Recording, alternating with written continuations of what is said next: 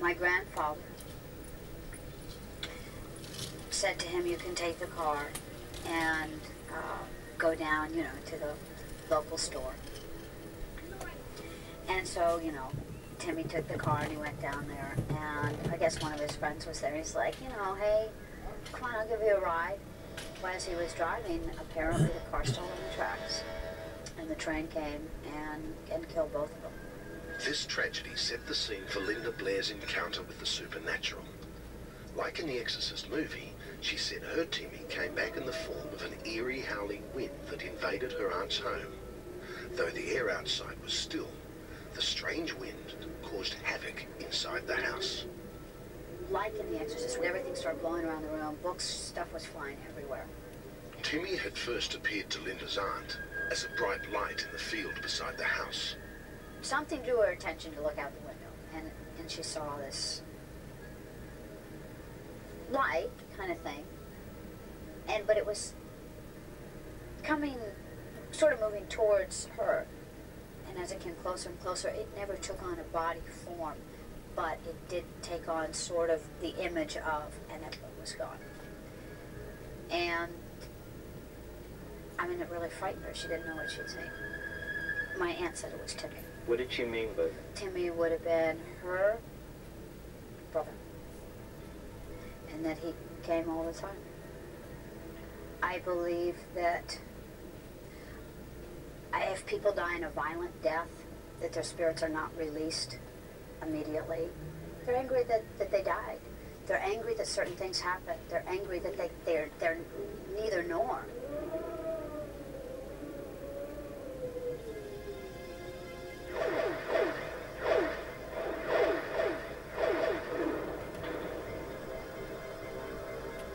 Wasn't for the radar screens in the tower, Navy pilot Seamus O'Farrell wouldn't tell this story. He was flying a routine patrol in southwestern New South Wales in 1954, and from his cockpit, he suddenly saw two unidentified objects approach and take up position on either side of his plane. For some time, he was unsure about reporting them, but then got the fright of his life when the tower asked him to identify the spots on the screen. Those spots remain unexplained to this day.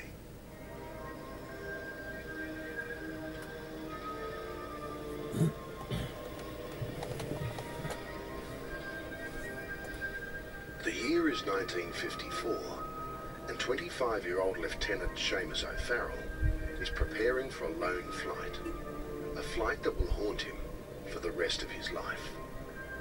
It's the evening of August 31st, and Lieutenant O'Farrell has been briefed for a navigational patrol and exercise that will take him from the Nowra Naval Air Station in southern New South Wales, west to Young, Temora and Yass, and then back to base.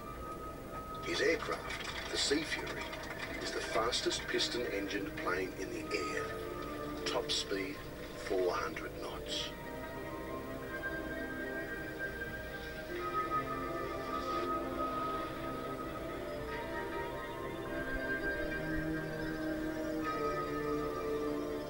A cool customer, Seamus O'Farrell is destined for high military honours. He's also destined for an encounter that is so inexplicable it remained in the top secret files of the Defence Department for more than 30 years. I didn't think there was anything in there that was likely to affect national security, but other people obviously did. 39 years after the event, Seamus O'Farrell can talk openly about his mysterious experience. But back then in 1954, he was terrified it would wreck his career. I was a bit ashamed about it all. People thought that I'd flipped my lid or lost control or done something silly.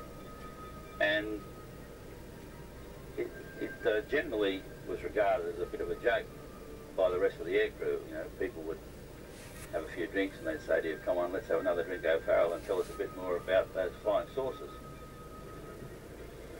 For the pilot, everything appeared normal as the Sea Fury took off from Nowra and headed into the setting sun. Now, Base, this is Navy 921. Could you confirm that there are no other aircraft in the region?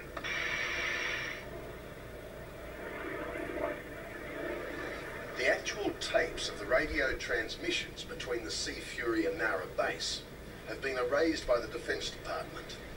But the conversations you will hear in this story are as close as we can get to the real thing. They are the recollections of the pilot, Seamus O'Farrell, and his link with Nara Base radar operator, Petty Officer Keith Jessup.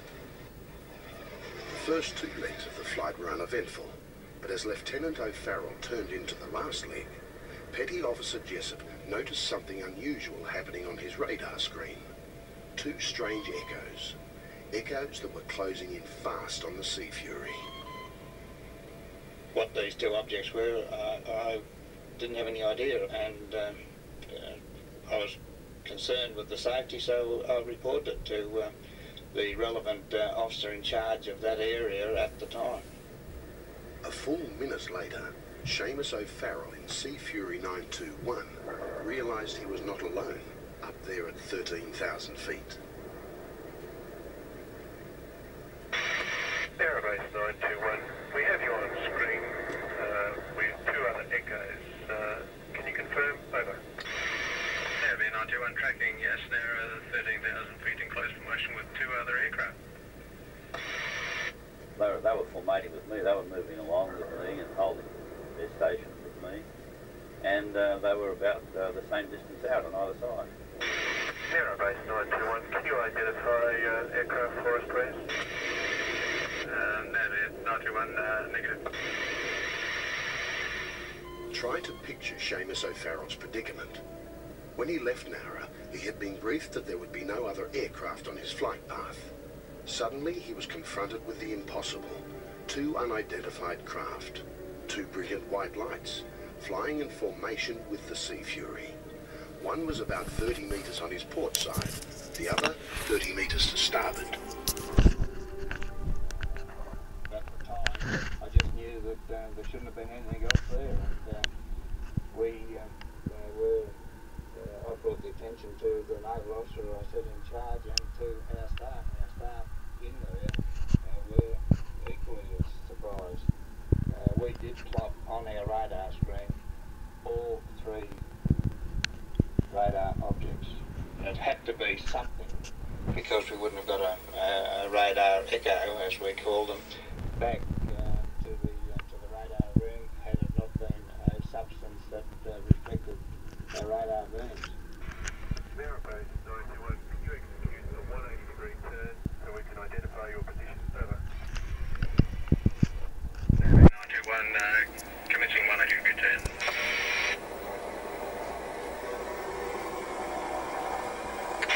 Aerobase 921, complete 360 return to track. Over.